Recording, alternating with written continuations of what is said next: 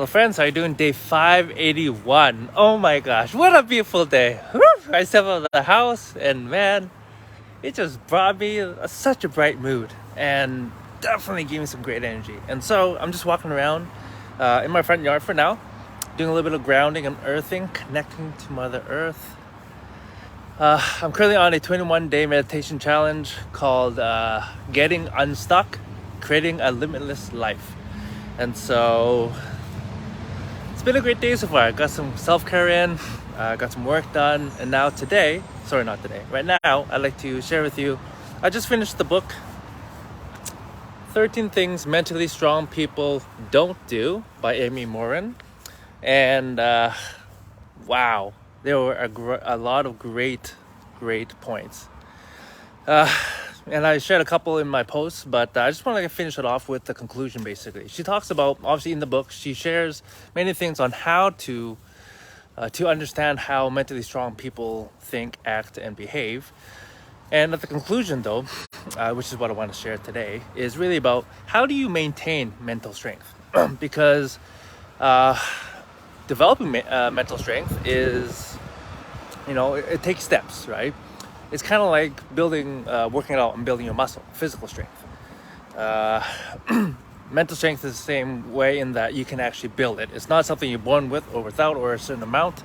You can actually work it like a muscle, but you have to apply the things that she shared. And so obviously you'll have to read the book, or I'm sure you can probably find some Cole's notes online somewhere to get the short version if you like. But developing is one thing. What's more important is actually maintaining it.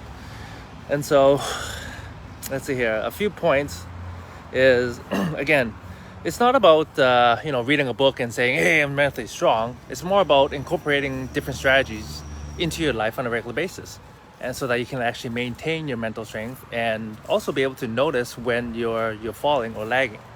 And so, there's 3 things that she talks about that are essential in understanding and building mental strength and maintaining it. So those 3 things are your behavior, your emotions, and your thoughts. Okay, very, very important. Okay, so one thing she says is if you want to maintain mental strength, you need to monitor your behaviors. Okay, so what does that mean? Just look for ways that you actually sabotage yourself. For example, repeating the same mistakes, shying away from change, giving up after the first failure, right? So if you notice yourself doing any of these behaviors, just notice and then flip it, right? Stop doing that, because mentally strong people don't do that. Second thing is to regulate your emotions. Be on the lookout for times when you're feeling sorry for yourself, fearing calculated risks, feeling like the world owes you something, fearing alone time, resenting other people's success, or worrying about pleasing everyone. Don't allow those types of feelings to hold you back from reaching your full potential. Remember, if you want to change how you feel, you have to change how you think and behave. And so, a very important thing, I find that's a very important point that she makes there, because I find so many times people make decisions based on how they feel and their emotions versus regulating the behavior and then understanding that the emotion will actually come later. For example, again, using the example of working out, how many times do people want to lose weight, get in shape, be more physically fit, yet they say, "Oh, I don't feel like it today. Oh, I'm too tired." Which is, I get it. If you're busy, especially if you have family, kids, and other commitments, I get it. It's a full life, you're tired, sure. But again, if you allow your emotions to dictate your actions, then you're never going to get the results that you want. So instead of listening to your emotions, you can regulate your emotions by actually choosing to act. So if you don't feel like working out, guess what? Start working out. Pick up a couple of dumbbells, start lifting them. Or do some sit-ups and push-ups. After about 5-10 minutes, guess what? You will start to feel like working out. But if you listen to the emotions first, then you're probably never going to get into shape or into the shape that you want. And so again, you get to make that choice. And the third thing is, she writes, think about your thoughts. Let's see here. Okay, she just talks about essentially, it takes extra effort and energy to really evaluate your thoughts. I find a lot of people, they're really lazy when it comes to noticing their thoughts, how they think, how they make decisions. They kind of go on autopilot, and then they wonder why they don't make the best decisions, or they're in certain situations. And then she talks about identify beliefs and thoughts that will hold you back, such as those that encourage you to give away your power, waste energy on things you can't control, dwell on the past, or expect immediate results. Instead, replace them with more realistic and productive thoughts. And so, again, our brain is so powerful, my friends. You get to choose what you think. You get to choose what you accept. Because everything that happens, guess what? It's a story that you made up in your head. You might think, oh, I'm not good enough. Well, that's a story you made up. You can always make up a different story. I am good enough. I am worthy. I can do this. You get to choose. Our brain, our thoughts are so powerful, but it takes extra energy to control them. Because in general, we typically gravitate towards the negative. So it requires you to actually think about it, what you're saying and what you're doing. Your thoughts, to actually control them. Okay? And what else can you do? You gotta set yourself up for success, my friends. And how can you do that? Ask for support. Just like working out, you need to surround yourself with the right people, get the right tools, and you have to be very aware of all those things. For example, again, I'm just using the example of working out. If you want to get in shape, do you think it's wise to get around people who love to order an extra dessert when you go out? Who love to order extra beers, alcoholic drinks, that add a few hundred extra calories every single time? Or do you think it's better to maybe hang around people who work out regularly, or go for a run, or play sports, or mainly cook healthy meals? Again, if you're someone who's happy with where you're at, that's great. You don't have to do anything to change. If you want to distract yourself with pleasure, going to have fun, and I get it. We all work, and after a week, 5 days of work, maybe we feel that we deserve a break. We need to just unwind, so we need to de-stress. So maybe you want to numb your feelings, distract yourself, which is all good.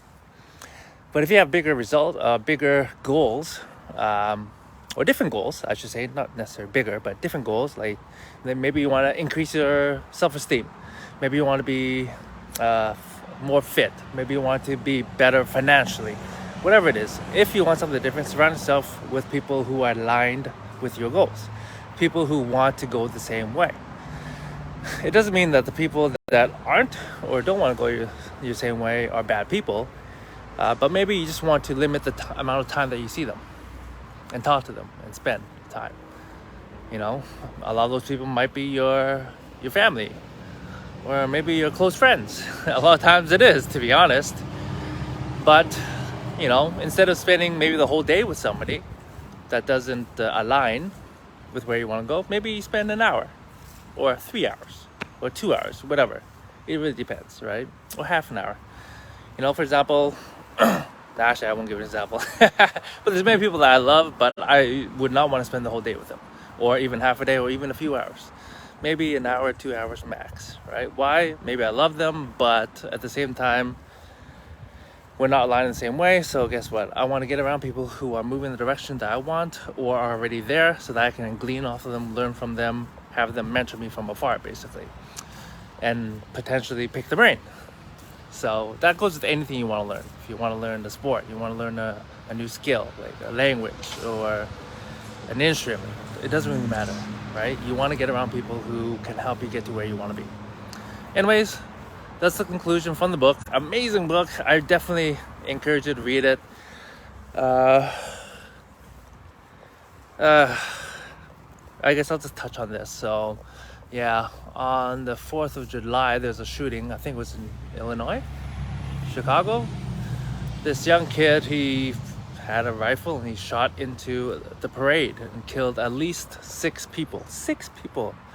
And again, there were signs, but What if he were a more mentally strong kid? Would that have happened? What if parents and teachers had tools to help develop young kids to be stronger? There's a quote, I forget, or I've heard it somewhere, where it's easier to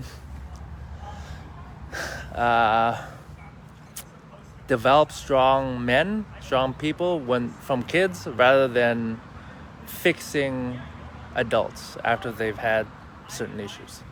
And so let's start them young, but we have to start with ourselves. We got to educate ourselves. We got to arm ourselves with the right tools and skills so that we can help the younger generation develop and become more mentally strong. So many kids nowadays, I find they're very entitled to everything, and a lot of times it's because their parents or society, whatever, they make it easier for them. And so when it's easy for them, they don't think that they need to really try too hard, or a sense of entitlement or what have you. So anyways, just sharing, just rambling now. So just some thoughts on that and how we can potentially become a better community, a better world. Anyways, that's all for today. I love you all. Enjoy the beautiful sun, my friends. Bye-bye.